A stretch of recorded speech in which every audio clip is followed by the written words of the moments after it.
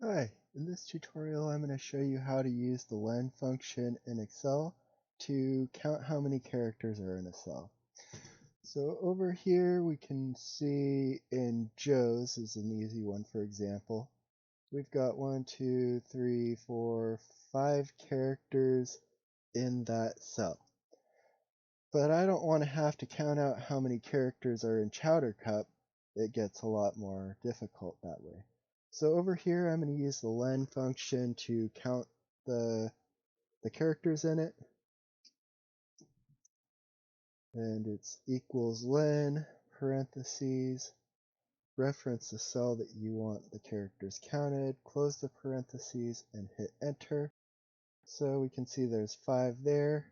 If we manually count them, it's 5. We can copy it up and down. ABC Fish has 8. Let's just count 1, 2, 3, space is 4, and fish is 4. So total of 8. And that's how you use the len function in Excel. Thank you for watching.